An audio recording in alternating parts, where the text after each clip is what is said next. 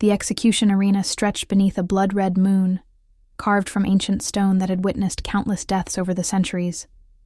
Thousands of werewolves packed the circular stands, their eyes glowing in the darkness like stars fallen to earth, all waiting for the spectacle their king had promised them.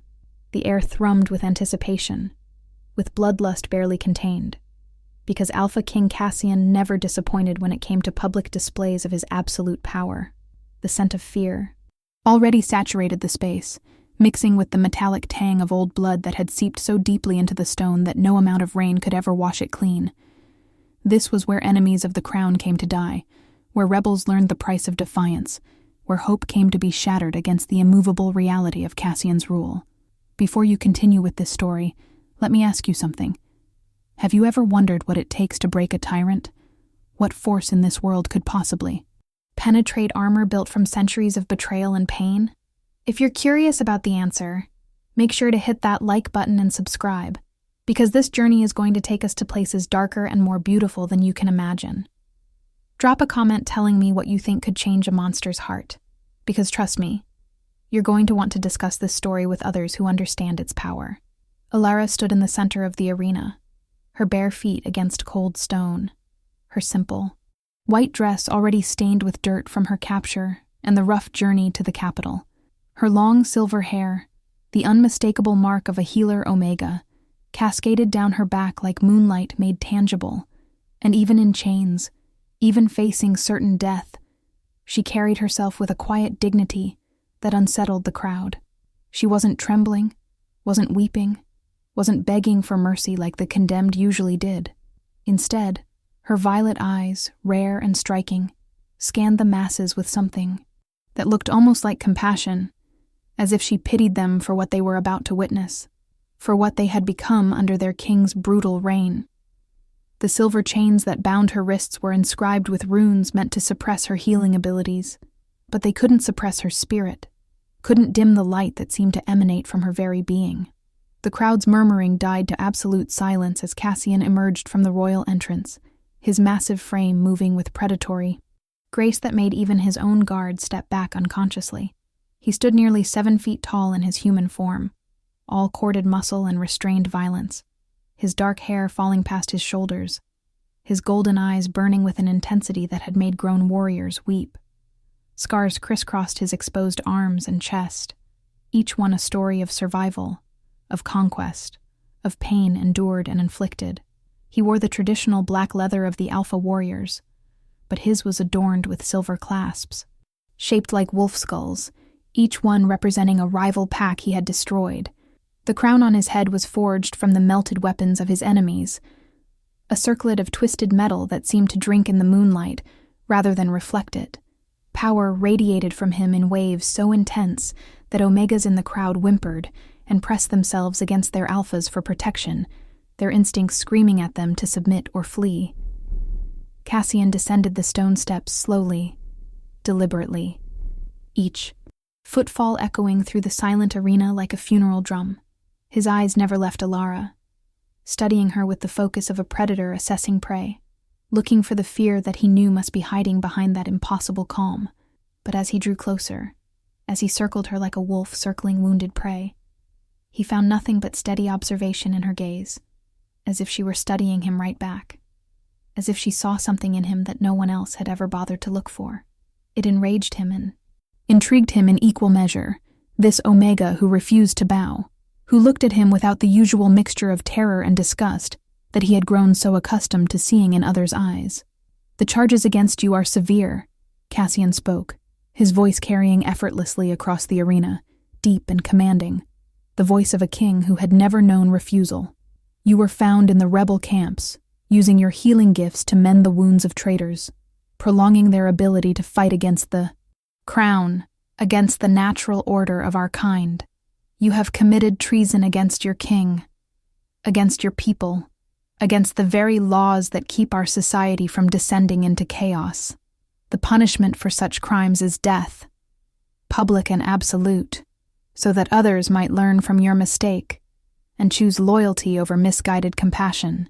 His words were rehearsed, the same speech he had given dozens of times before, but something felt different this time. something in the way she continued to watch. Him with those impossibly calm violet eyes. Alara let silence stretch between them for a long moment before she spoke, her voice soft but clear, carrying in the stillness like a bell. I healed the wounded, because that is what healers do, Your Majesty. I made no distinction between rebel and loyalist, between criminal and citizen. Pain called to me, and I answered, because turning away from suffering is a betrayal of everything I am, everything my gifts were meant for. If that is treason in your eyes, then I am guilty as charged. But I will not apologize for choosing compassion over politics, for valuing life over power. Her words sent a ripple through the crowd, gasps and murmurs of shock that anyone would speak to their king with such directness, such absence of fear. Cassian felt something twist in his chest, an unfamiliar sensation that he quickly buried under layers of practiced indifference. He moved closer, invading her space with his overwhelming presence, using his size and power to intimidate as he had done countless times before. You speak of compassion as if it were a virtue, but compassion is weakness, healer. Compassion gets people killed, gets kingdoms destroyed, gets alphas overthrown by those they were foolish enough to trust. I built this realm on strength, on the understanding that mercy is a luxury we cannot afford, that only through absolute power can we maintain order and prevent our kind from tearing itself apart in endless civil wars.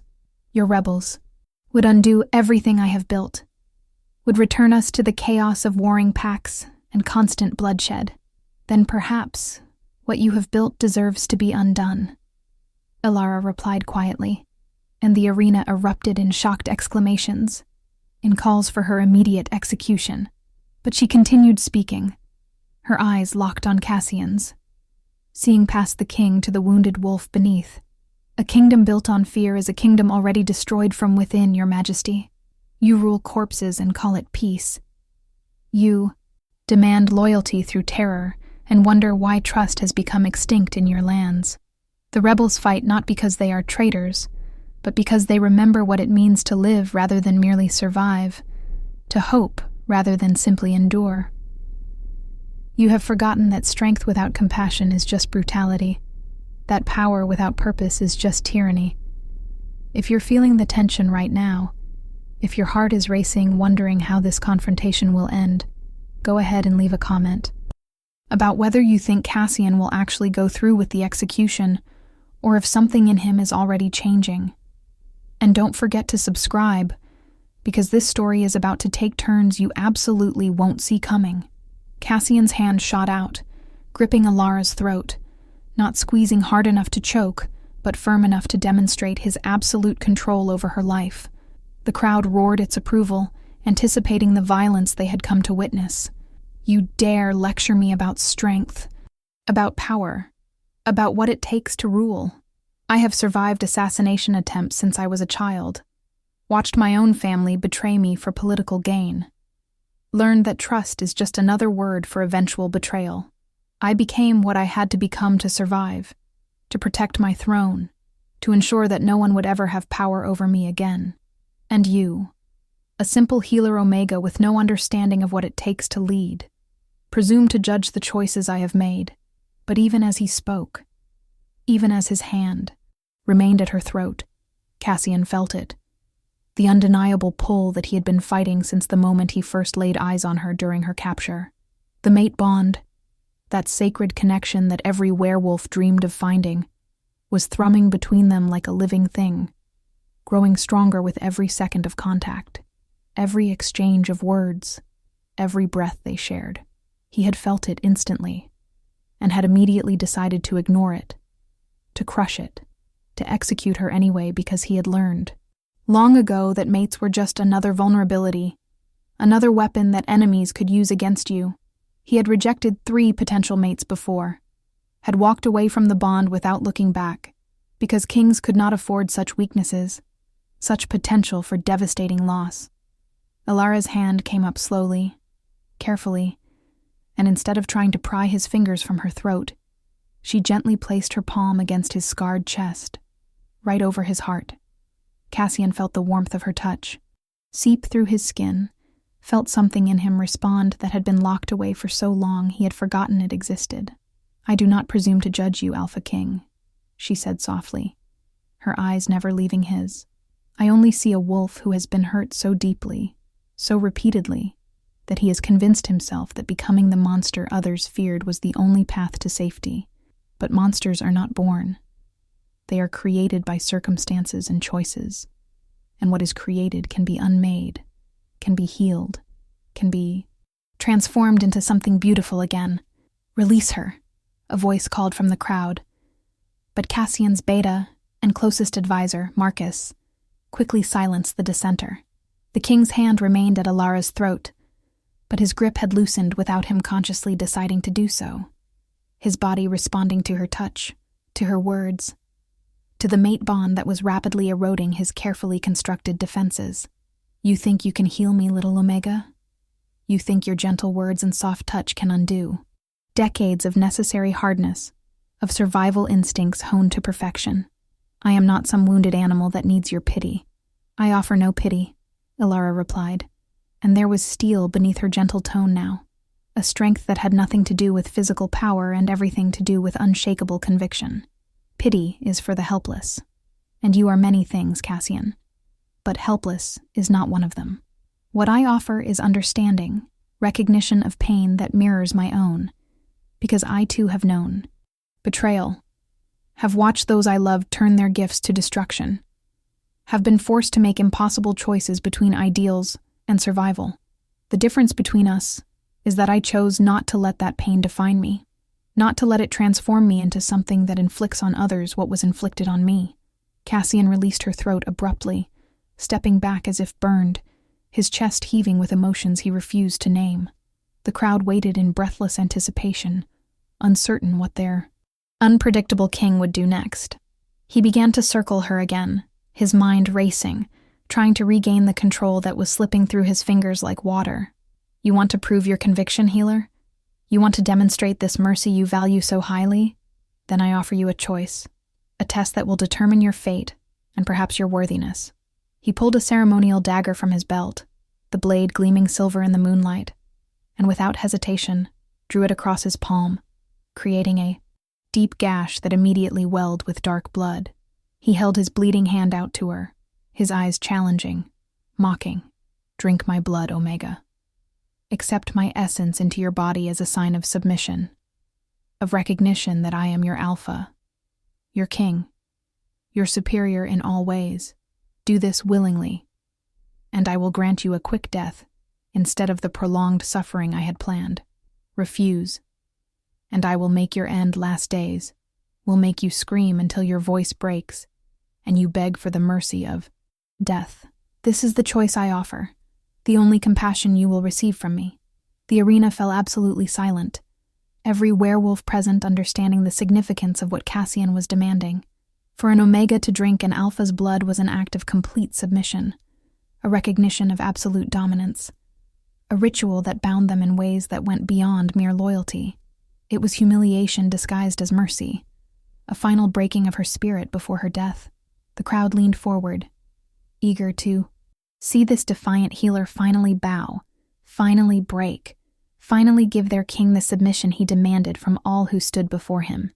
Alara looked at his bleeding palm, then back to his face, and something shifted in her expression, something that might have been sadness or might have been determination.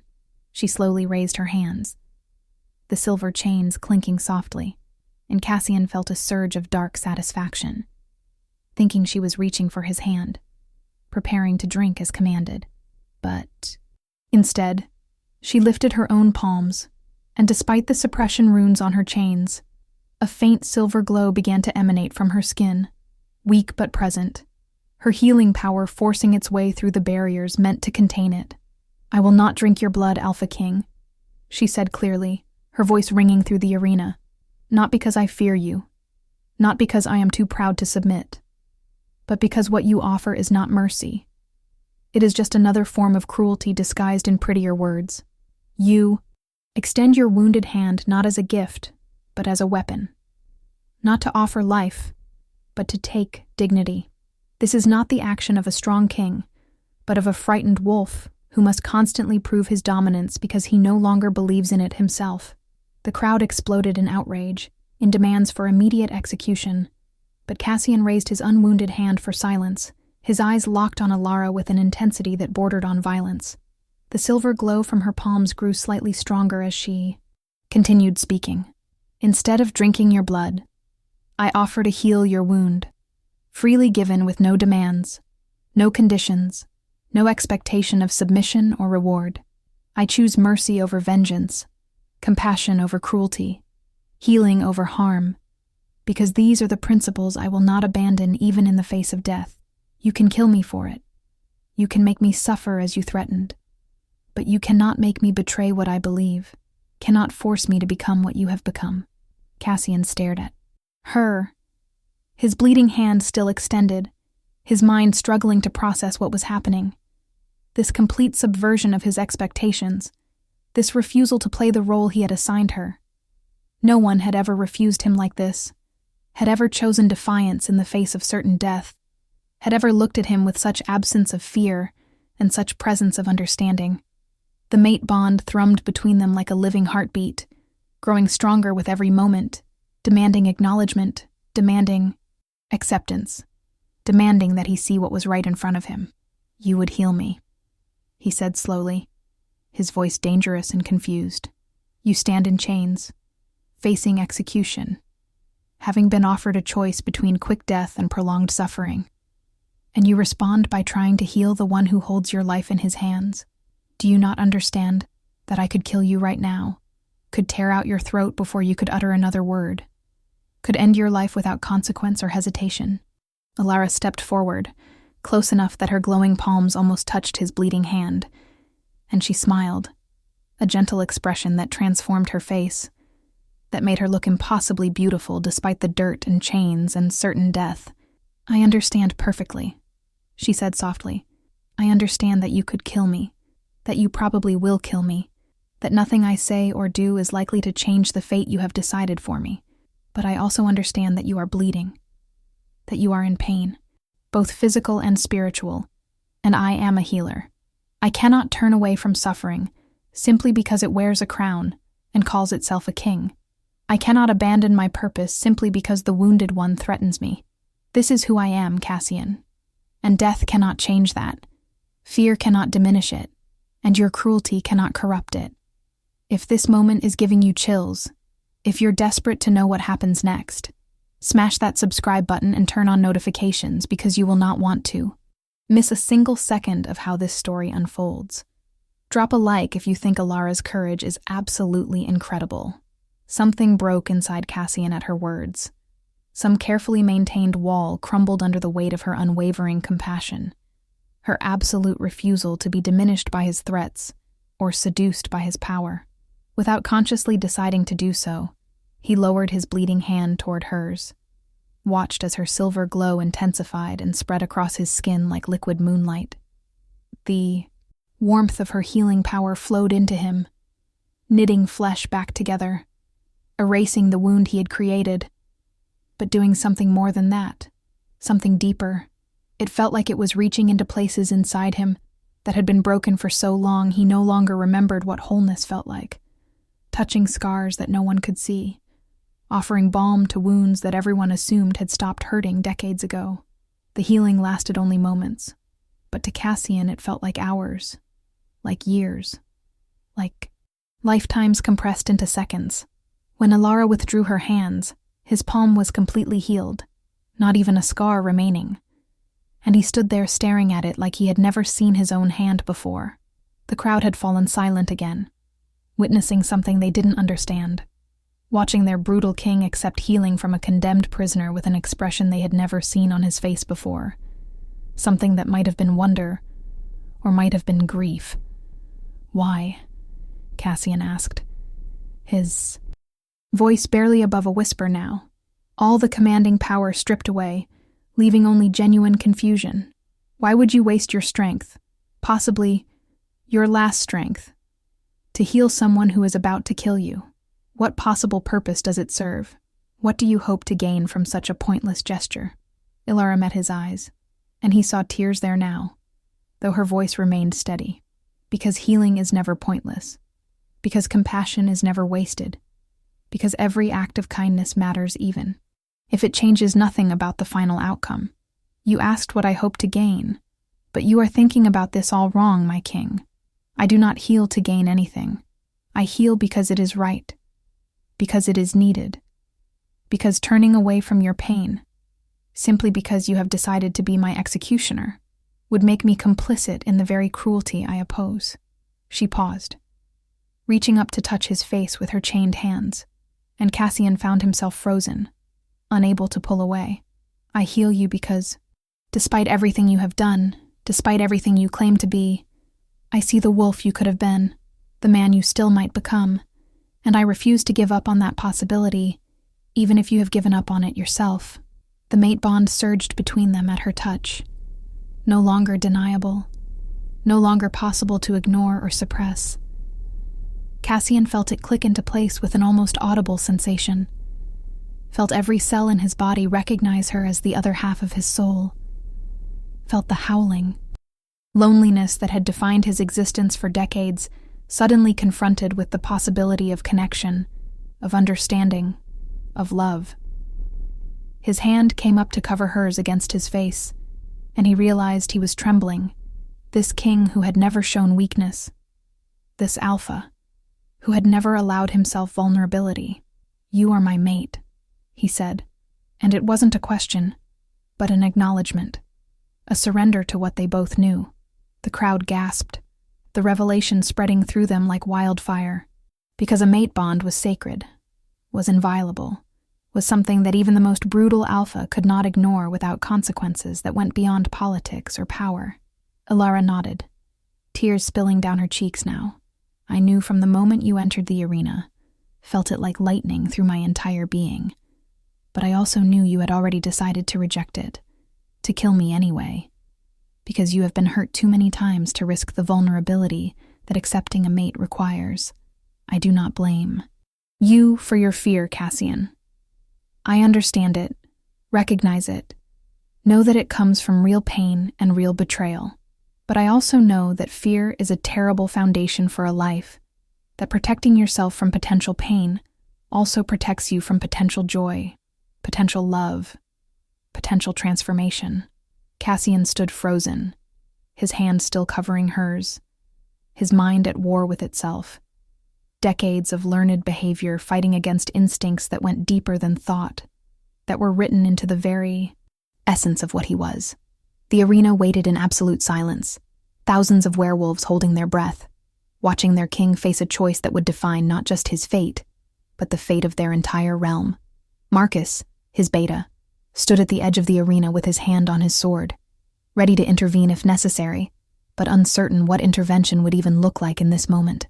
I have rejected 3 mates before you, Cassian said finally, his voice raw with emotion he could no longer fully suppress. I walked away from the bond because I learned that love is just another word for vulnerability, that mates are just another target for enemies to exploit, that allowing yourself to care deeply for another is the fastest path to devastating loss. My father's mate was murdered to weaken him before a coup. My brother's mate betrayed him, sold information to rivals that got him killed. I swore I would never be that weak, would never give anyone that kind of power over me.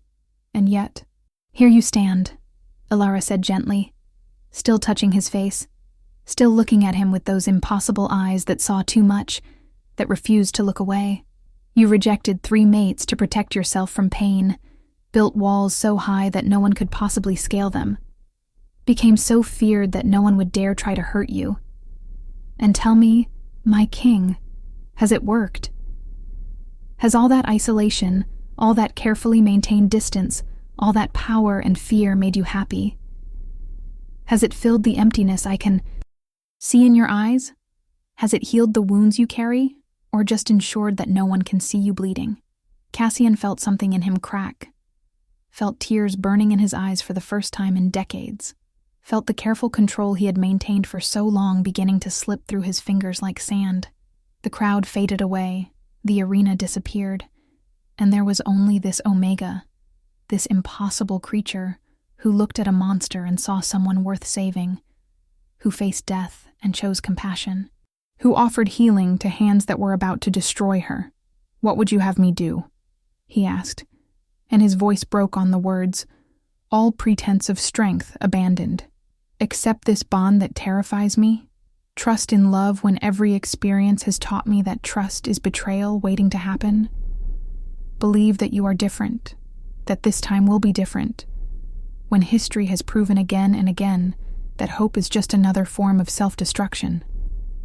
Alara smiled through her tears, and it was the saddest, most beautiful expression Cassian had ever seen.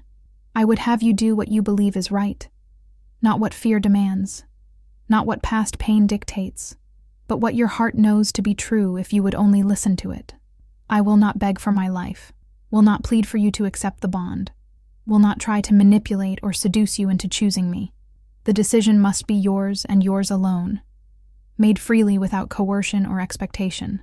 But know this, my king, if you choose to kill me, if you reject this bond as you rejected the others, I will not curse you with my dying breath. I will not hate you for choosing safety over risk, protection over connection. I will only grieve for the life we could have had together, for the man you could have allowed yourself to become, for the love that might have transformed us both." The silence stretched between them, pregnant with possibility and weighted with consequence. Cassian's mind raced through calculations of political ramifications, of how accepting a mate might be perceived as weakness by rivals, of vulnerabilities that would open up if he allowed himself to care.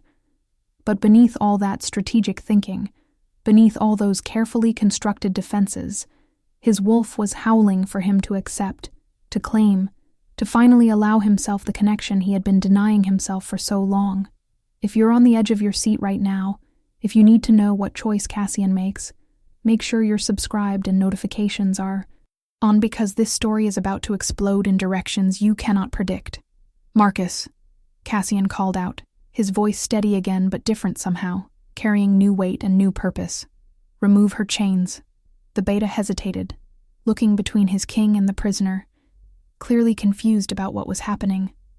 The crowd erupted in confused murmuring, unable to understand why their king was ordering the release of a condemned traitor.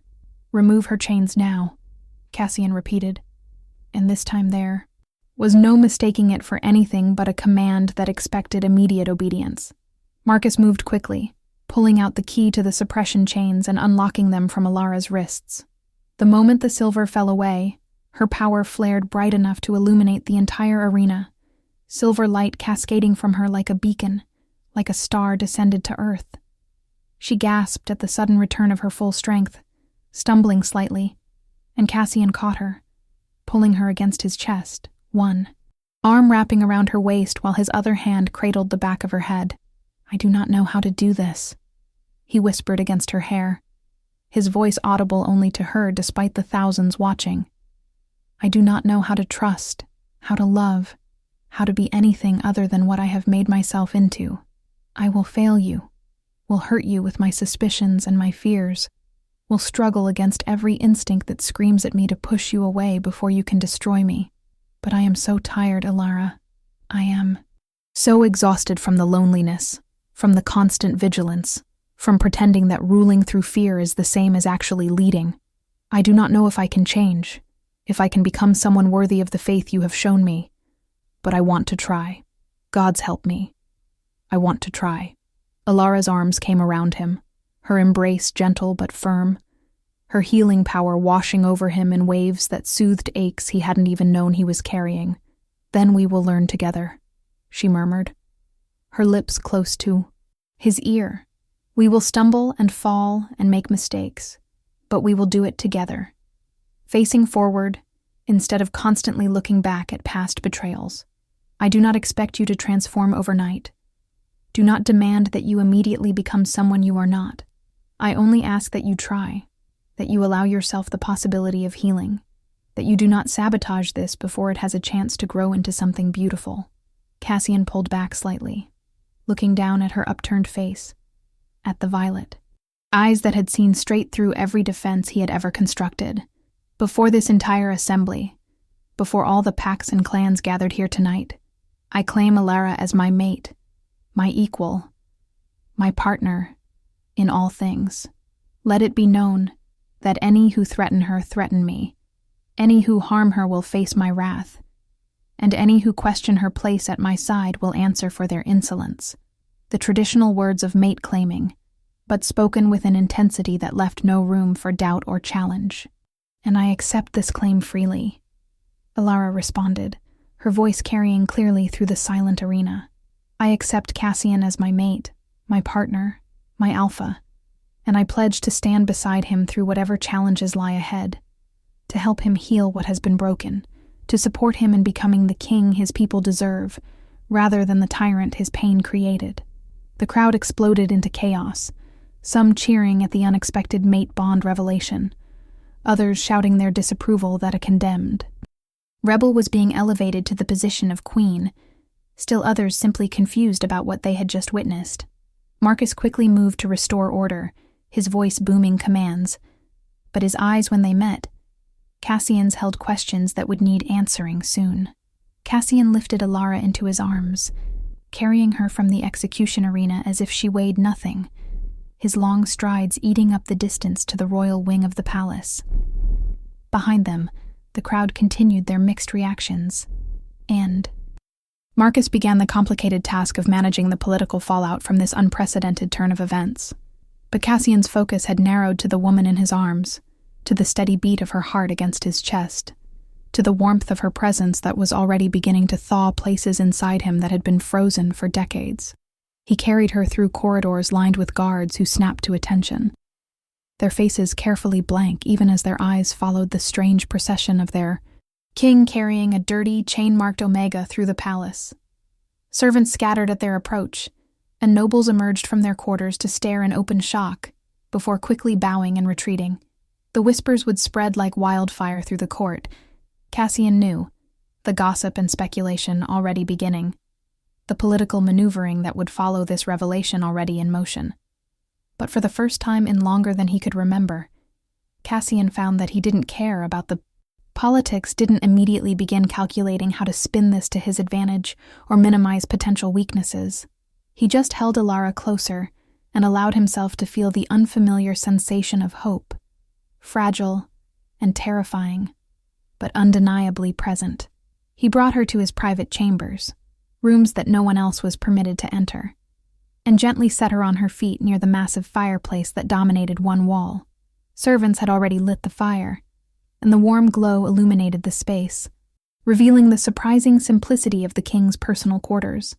No excessive luxury here, no displays of wealth or power, just clean lines and functional furniture and large windows that looked out over the moonlit capital. "You should bathe," Cassian said awkwardly, suddenly uncertain how to behave in this situation that fell outside all his carefully learned patterns. "You have been through an ordeal, and you deserve comfort. I will have servants bring fresh clothing, food, whatever you need." He was avoiding her eyes now, the vulnerability of the arena replaced by a defensive uncertainty that was almost endearing in its obviousness. Alara reached out and took his hand, intertwining their fingers, and Cassian looked down at their joined hands like he was seeing something miraculous. "Stay with me," she said quietly, "not as king and subject, not as Alpha and Omega, just as two people trying to figure out what comes next. Talk to me, Cassian. Tell me about the boy you were before. The world taught you that kindness was weakness, before betrayal convinced you that isolation was safety." Cassian felt resistance rise immediately, every instinct screaming at him not to expose himself, not to reveal the soft underbelly that enemies could target. But Alara's hand was warm in his, her eyes gentle without being pitying, and he found himself sinking into the chair by the fire, pulling her down to sit beside him. She curled against his side naturally, as if she belonged there. And maybe she did. Maybe this was what he had been missing all along without even realizing the shape of the absence. "I was the second son," he began slowly, the words feeling strange after decades of silence on this topic. "My older brother was meant to be king, was raised for it, trained for it, loved for it.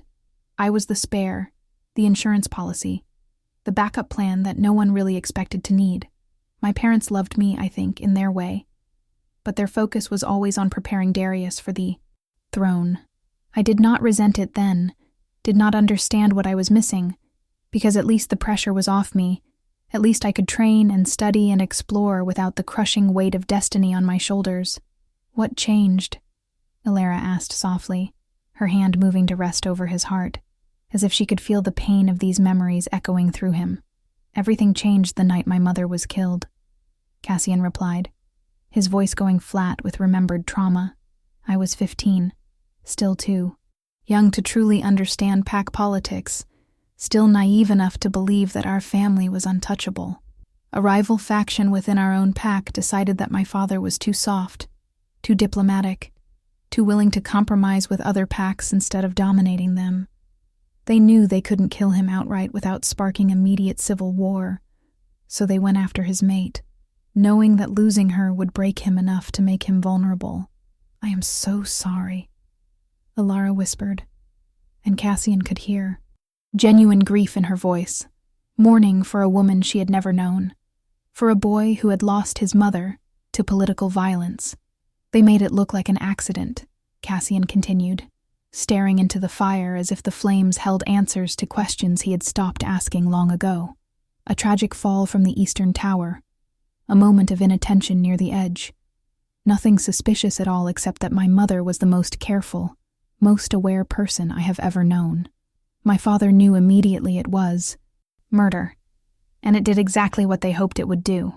It broke something fundamental in him, made him paranoid and isolated, turned him from a beloved leader into a suspicious tyrant who saw enemies in every shadow. And that is when you learned that mates were vulnerabilities, Alara said, understanding evident in her tone. That is when I learned that love makes you weak, that caring deeply for someone gives your enemies a weapon to use against you, that the only way to truly be safe is to need no one, to care for no one deeply enough that their loss could destroy you. Cassian's hand tightened on hers, as if even now he was fighting the urge to push her away before she could become that kind of vulnerability. My father spiraled, became cruel in his fear, started seeing betrayal everywhere even when none existed. He drove away his most loyal advisors, alienated our allies, created the very enemies he feared through his actions. And then when my brother Darius tried to intervene, tried to convince our father to step down before he destroyed everything, our father had him executed for treason. Oh, Cassian, Alara breathed, tears streaming down her face now for the magnitude of trauma this man had endured. I was 17 when I watched my father kill my brother, Cassian said, and his voice had gone hollow, empty of emotion, because feeling it was still too dangerous even all these years later. Darius's mate, the woman he loved more than life itself, was the one who had reported his plans to our father, hoping for political favor, hoping to position herself for a better match. She got her reward, a quick death instead of the prolonged torture our father would have otherwise inflicted. And I learned the final lesson, that even mates could not be trusted, that the bond everyone claimed was sacred and inviolable was just another lie people told themselves before being betrayed. How did you become king? Alara asked, though she suspected she already knew the answer. I killed my father, Cassian stated flatly. I executed him for the murder of my brother and the countless other atrocities he had committed in his paranoid madness.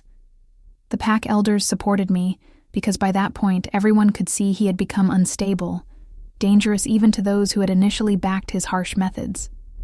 I was 18 years old, covered in my father's blood, standing over his corpse, and the crown was placed on my head by men who expected me to be a puppet they could control. But you were not a puppet, Alara observed. I was not a puppet, Cassian agreed, a bitter smile crossing his face. I had learned too well from watching my father's mistakes, understood that showing weakness invited exploitation, that mercy was perceived as vulnerability, that the only way to maintain control was through fear so absolute that no one would dare challenge me. I became the king my people deserved after watching what mercy and trust had cost my family.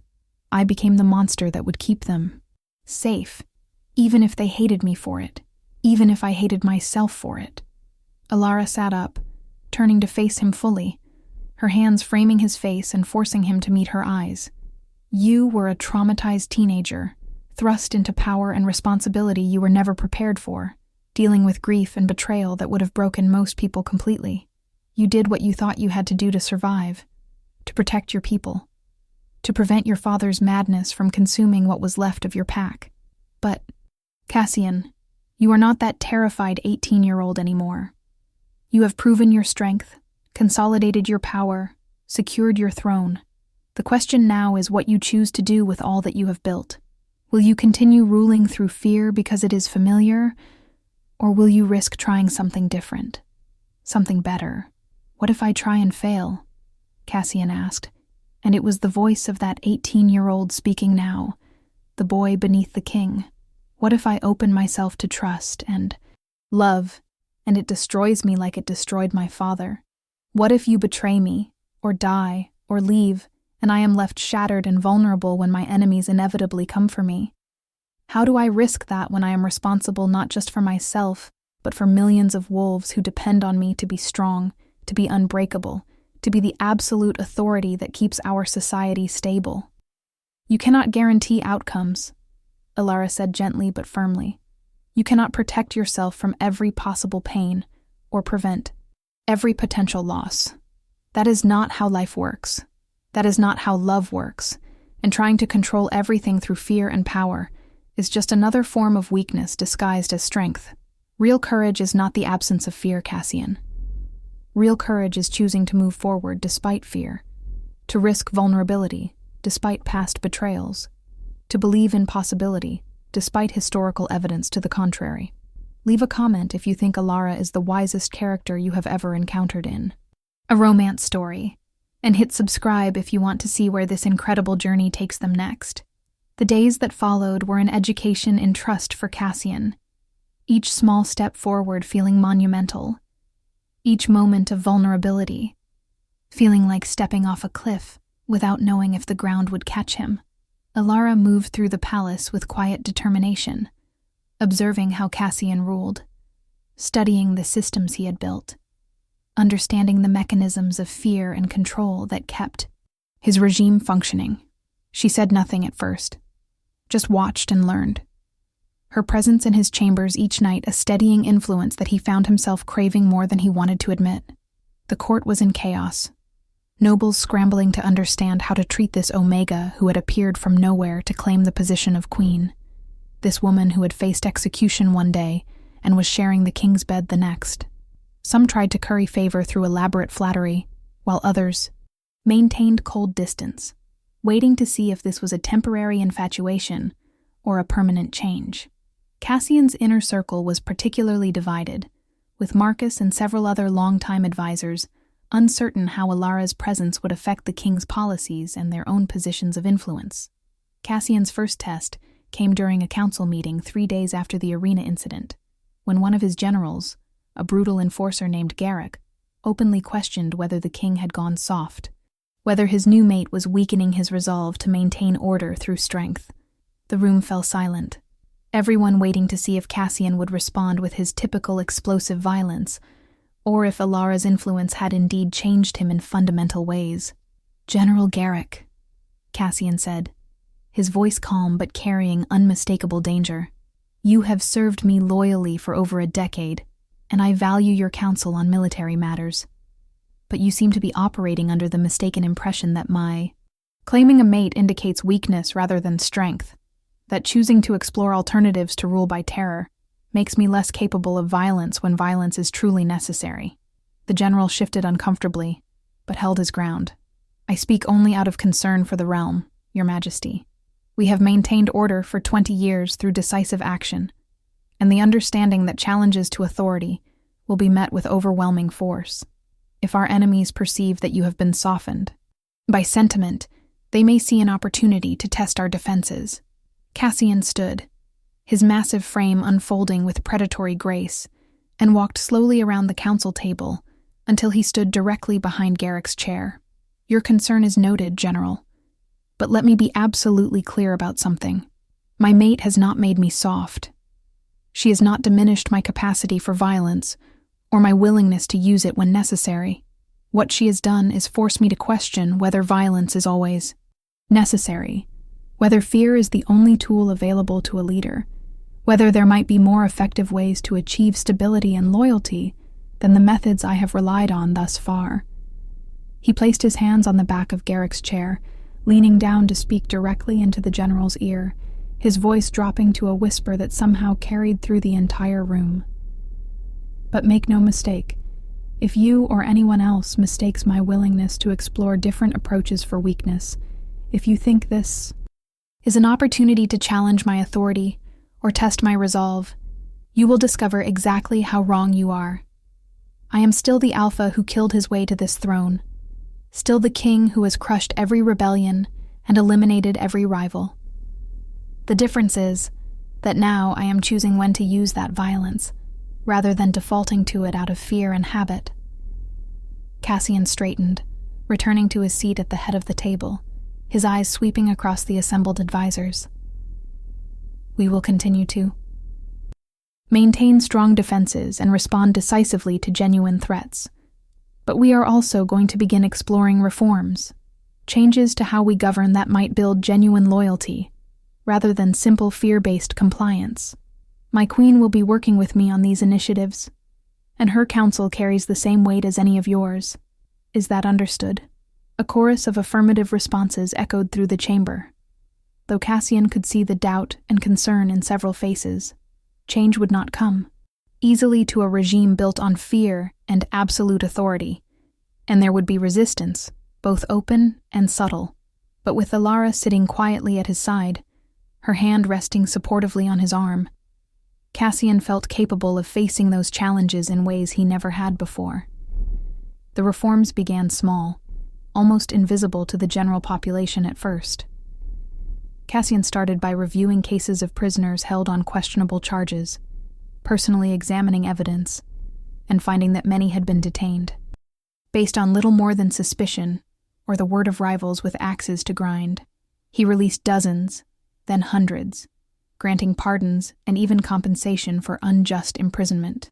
The reaction from the populace was initially disbelief, then tentative hope, then gradually growing support as word spread that their king was becoming something other than the tyrant they had learned to fear. Alara worked tirelessly, using her healing abilities to help those injured in conflicts, visiting poor districts that had never seen a royal presence before, listening to grievances that had gone unheard for years. She became beloved quickly, her genuine compassion and lack of pretense winning over even the most cynical citizens. Cassian watched her work with a mixture of pride and terror, seeing how vulnerable she made herself, how exposed, but also seeing the results, the way people responded to kindness after years of brutality. But not everyone was pleased with the changes. A faction of nobles who had profited from the old system began meeting in secret, plotting ways to undermine the new queen's influence and return Cassian to his former ruthlessness. They were careful, knowing that direct action against the king or his mate would mean immediate death, instead working through subtle manipulations and carefully planted rumors designed to sow discord and doubt. The crisis came 6 weeks after the arena incident, when Alara was visiting a healing house in the lower district. Cassian was in a council meeting when Marcus burst through the doors, his face pale with urgency. "Your Majesty, there has been an attack on the Queen. She is alive but injured, and the perpetrators have been captured." Cassian felt something primal and violent surge through him, the wolf rising with murderous intent, every carefully developed restraint vaporizing in an instant. "Where is she?" he snarled, already moving toward the door. "The healing house in the eastern quarter," Marcus replied, falling into step, beside his king. "Your Majesty, you should know that the attackers were hired by elements within the court. This was not a random assault, but a calculated attempt to kill the queen and destabilize your rule." Cassian's hand shifted into claws without conscious thought, his eyes blazing gold with barely contained rage. He moved through the palace and into the streets with inhuman speed, guards scrambling to keep up, nobles pressing themselves against walls as their king passed in a fury they had not witnessed in years. The crowd in the streets parted before him like water before a shark, sensing the violence radiating from him in waves. He burst into the healing house to find Alara sitting on a bed, her arm bandaged, her dress torn and bloodied, but alive and conscious, and looking at him with those impossible violet eyes. The rage that had consumed him faltered at the sight of her, morphing into something more complex. Relief and fear and love and residual violence all tangling together. "I am all right," Alara said quickly, seeing the wildness in his expression. "The wound is not serious, and they missed all the vital areas. Cassian, I am all right." He was at her side in an instant, his hands hovering over her as if afraid to touch and cause more injury, his whole body trembling with the effort of containing the violence that wanted release. "Who?" he rasped. "Who did this to you?" "3 hired assassins," Alara replied calmly, though he could see the residual fear in her eyes. "They were not particularly skilled, and the local guards responded quickly. They are in custody, and have already confessed to being hired by a group calling themselves the Preservation Council, nobles who wish to return the kingdom to its former methods." "Names," Cassian demanded. "I want every name, every conspirator, everyone who had even peripheral knowledge of this plot." Marcus stepped forward with a list, and Cassian scanned it, his expression growing darker with each name he recognized. Most of his father's old supporters, nobles who had prospered under the previous regime of terror, and who saw Alara as a threat to their power and profit. The old Cassian would have had them all executed immediately, publicly and brutally, a message sent in blood about the price of threatening the king's mate. But as he stood there, Alara's hand reaching up to touch his face despite her injury, he found himself considering other options, other approaches that might be more effective in the long term. "You want me to show mercy," he said to her, and it was both a question and a statement. "I want you to be strategic rather than reactive," Alara corrected gently. "Killing them all sends a message about your power, yes, but it also makes martyrs of them and confirms every fear that you are reverting to your old methods at the first challenge. What message would it send instead if you showed that you are strong enough to be merciful, even when personally wronged, that you can respond to violence with justice rather than just more violence?" "They tried to kill you," Cassian growled, the wolf in him howling for vengeance. "They plotted your death, hired killers, acted against the crown and against my mate. The traditional punishment for such crimes is death, and everyone knows it. And if you execute them all, you prove that nothing has really changed, that mercy only extends as far as convenience, that the moment real resistance appears, you revert to type." Alara sat up straighter, despite the pain it caused, her eyes locked on his. "But if you show that even those who tried to kill your mate can receive justice that is proportionate rather than simply retributive, you demonstrate strength of a different kind, the kind that might actually transform hearts, rather than just silencing opposition.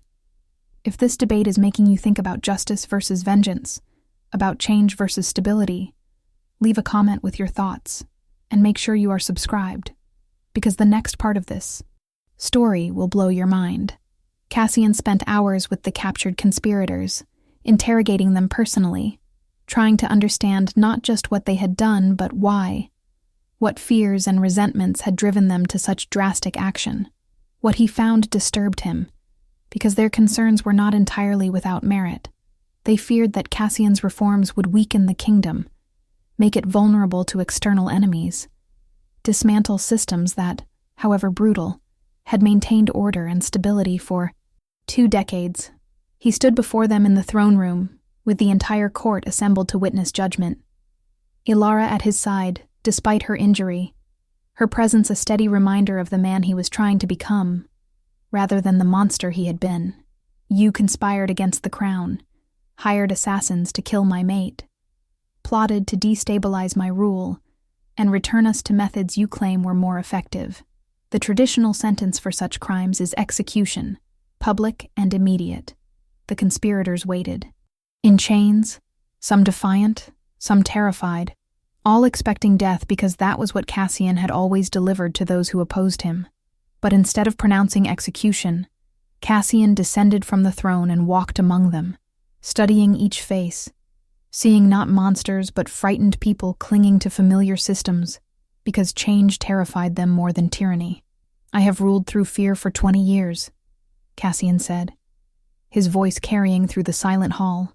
"I eliminated opposition, brutally and publicly. I made myself into something terrifying because I believed that was the only way to prevent the chaos that consumed my father. And you supported that system because it was predictable, because you understood how to prosper within it, because fear at least is simple when trust feels impossibly complex." He stopped in front of the lead conspirator, an elderly nobleman named Aldrich who had served Cassian's father. "You watched my family destroy itself through paranoia and betrayal. You saw what happened when trust failed and fear became the only currency, and you learned the same lesson I did, that safety lies in predictability, in overwhelming force, in never showing weakness that others can exploit. Am I wrong?" Aldrich looked up at his king with wary eyes, clearly uncertain where this was leading. "You are not wrong, Your Majesty. We live in a dangerous world, surrounded by rival packs who would destroy us if they sensed vulnerability. Your methods kept us safe, kept us strong, kept our enemies at bay, and we feared that changing those methods would invite destruction." Cassian nodded slowly. "Your fear is understandable, even reasonable given our history. But let me ask you this. How many potential allies have we alienated through unnecessary brutality? How much internal resistance have we created through policies that prioritize control over justice? How many talented wolves have we driven away or destroyed because they dared to question rather than blindly obey? Our strength has come at an enormous cost, and I am beginning to wonder if that cost has actually made us weaker rather than stronger." He turned to address the entire assembly, his voice rising with conviction that had been building over weeks of late-night conversations with Alara, of witnessing the positive response to small reforms, of allowing himself to imagine alternatives to the only path he had ever known. "I am not abandoning strength. I'm not suggesting we become weak or vulnerable or naive about the threats we face. But I am saying that strength built on fear alone is brittle, liable to shatter the moment I show any weakness or the moment someone stronger appears. True strength, lasting strength, comes from loyalty that is earned rather than coerced, from alliances based on mutual benefit rather than terror, from a population that fights for their king because they believe in him rather than because they are afraid of him." Cassian returned to stand before the conspirators. "You tried to kill my mate, to undermine my rule, to force a return to methods that you believed were necessary for survival, and the old me would have executed you all without hesitation, would have made your deaths public and brutal as a warning to others. But I have learned from my queen that there are other ways to demonstrate strength, other responses that might be more effective in achieving the outcomes I actually want. Therefore, my judgment is this: you will be stripped of your titles and lands, your assets will be distributed to those harmed by your policies over the years, and you will spend the next decade working in the very districts you ignored and exploited, rebuilding what you helped destroy. You will live among the people you considered beneath you, will see firsthand the consequences of the regime you supported, will have the opportunity to either learn and grow, or remain bitter and unchanged." The throne room erupted in shocked murmuring, astonishment, that their king would show such measured mercy to conspirators who had tried to kill his mate. The conspirators themselves looked equally stunned, having prepared themselves for death, and instead receiving exile and forced service.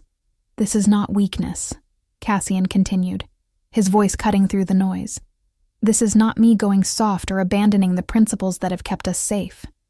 This is me being strategic, choosing a response that serves my actual goals rather than just satisfying my rage. Your deaths would have made you martyrs and confirmed fears that nothing has truly changed. Your redemption, or your failure to achieve it, will send a much more powerful message about what kind of kingdom we are becoming." He looked directly at Aldrich. "You believe change will make us weak. I am giving you the chance to see whether you are right. Serve your sentence, observe the results of the reforms we implement, and in 10 years, if you still believe I have weakened us, I will listen to your arguments with genuine consideration. But if you find that loyalty earned is stronger than loyalty coerced, that mercy can coexist with strength, that compassion does not preclude justice, then perhaps you will understand why I chose to risk this transformation. Cassian returned to his throne, pulling Ilara gently to sit beside him in the queen's chair that had stood empty for 2 decades. Let this be known throughout the realm. We are changing, growing, becoming something better than what we have been. There will be more resistance, more challenges, more attempts to drag us back to familiar brutality. But I am committed to this path, not because it is easy or safe or guaranteed to work, but because I have finally found something worth risking everything for. This kingdom, our people, and the future we might build together deserve more than rule by fear. They deserve leadership that inspires rather than intimidates, that builds rather than just destroys, that remembers mercy even when vengeance would be simpler. The weeks and months that followed tested Cassian's resolve repeatedly. Not all the reforms succeeded, and there were setbacks, moments of violence from those who refused to accept change, challenges from neighboring pacts who did perceive his mercy as weakness. But there were also victories, unexpected alliances formed with former rivals who responded to diplomacy backed by strength, internal improvements that increased loyalty and stability, a gradual shift in how his people viewed their king. Ilara worked beside him through all of it, her steady presence a constant reminder of why he had chosen this difficult path. She challenged him when he reverted to old patterns out of fear or habit, supported him when doubt threatened to overwhelm his resolve, loved him through the messy process of transformation that was never linear and never easy. Their bond deepened with each challenge faced together, with each vulnerable conversation in the quiet of their chambers, with each moment of choosing trust, despite the terror it invoked. The true test came almost a year after the arena incident, when intelligence arrived that a coalition of 3 rival pacts was planning a coordinated attack, believing that Cassian's reforms had indeed weakened his defenses. The old Cassian would have responded with preemptive strikes, brutal and overwhelming, destroying the threat before it could fully materialize. But the man he was becoming, the king he was trying to be, chose a different approach. He reached out to the coalition leaders directly, not through intermediaries or formal diplomatic channels, but through personal communication that acknowledged their concerns while demonstrating that his reforms had not diminished his capability for violence if necessary. He offered alternatives to war, opportunities for alliance that would benefit all parties, while making clear that if they chose invasion, they would discover that mercy and governance did not mean weakness in defense. It was a gamble, the kind of risk that kept Cassian awake nights, wondering if he was about to get countless wolves killed through misplaced faith in diplomacy. But it was also the kind of leadership that matched the ideals he was trying to embody, that chose engagement over isolation, that believed in possibility even when history suggested cynicism was safer. The coalition leaders agreed to a summit, a face-to-face meeting on neutral ground where grievances could be aired and alternatives to war could be genuinely explored. Cassian prepared for the possibility of betrayal, brought his full military might to the borders just in case. But he also brought Ilara, her presence a statement that he was serious about change, that this was not simply strategic maneuvering, but genuine transformation. The summit lasted 3 days, fraught with tension and near breakdowns, moments when violence seemed inevitable, and others when understanding flickered into possibility. Cassian found himself drawing on everything he had learned over the past year, balancing strength with flexibility, using his reputation for ruthlessness as leverage while demonstrating that he was now capable of more than just brutality. And somehow, impossibly, they reached agreements, treaties that addressed legitimate concerns while establishing frameworks for cooperation that had never existed before. When Cassian returned to his capital with signed accords instead of battle reports, with new allies instead of conquered territories, the kingdom erupted in celebration. Not the fearful acknowledgement of their king's power that had greeted his victories before, but genuine joy that war had been averted, that their leader had found a way to protect them without the horrific cost of battle. Ilara met him at the palace gates, and despite the crowd, despite the cameras and witnesses, Cassian pulled her into his arms and kissed her with all the passion and gratitude and love that had been building through their year together. When they finally broke apart, both breathless, he pressed his forehead to hers and whispered words meant only for her. You saved me. Not just from execution in that arena, not just from a lifetime of lonely brutality, but from myself, from the prison I had built in my own mind. I do not know what I did to deserve you, but I will spend the rest of my life trying to become worthy of the faith you showed me. Alara smiled, tears streaming down her face, and pulled him down for another kiss. You were always worthy, Cassian. You just needed someone to see it, to refuse to let you hide behind the monster you created, to love you enough to be patient through the messy process of becoming who you were, always meant to be. If this story has moved you, if you believe in the power of love to transform even the darkest hearts, smash that like button and subscribe, because you will want to be here for everything I create next. Leave a comment telling me what moment in this story hit you hardest, and share this with someone who needs to believe in second chances and redemption. Epilogue. 5 years later, the gardens of the royal palace had been transformed over the years, no longer the austere, fortress-like grounds that reflected Cassian's old priorities, but lush and welcoming, open to citizens who wanted to walk among the flowers and trees that Alara had insisted on planting. Children played on the lawns while their parents relaxed on. Benches and guards who once would have kept everyone at threatening distance now smiled and helped parents chase particularly energetic toddlers. Cassian sat on a stone bench near the central fountain, watching Alara play with their 3-year-old daughter, a beautiful child with her mother's silver hair and his golden eyes. Little Arya shrieked with laughter as Alara chased her through the flowers, both of them glowing with joy, and Cassian felt his heart swell with an emotion so powerful it was almost painful. Marcus approached and sat beside his king, his own expression soft as he watched the scene. Hard to believe this is the same kingdom, the same palace, the same king even. You have done remarkable things, Cassian. Things I never thought possible 5 years ago when I watched you claim that Omega in the execution arena. We have done remarkable things, Cassian corrected, his eyes never leaving his mate and daughter. Every person who chose to believe change was possible, who risked trying something different, who gave me patience through the stumbles and failures along the way. I may have been the symbol, but the transformation was collective. Marcus nodded thoughtfully. The latest reports show approval ratings higher than ever, trade agreements with pacts that were enemies just years ago, internal crime at historic lows. The councils and reforms have given people genuine voice in governance, and they are responding with loyalty that fear could never have generated. You proved that strength and compassion are not opposites, but complements. Cassian finally looked at his oldest friend, seeing the pride in Marcus's eyes.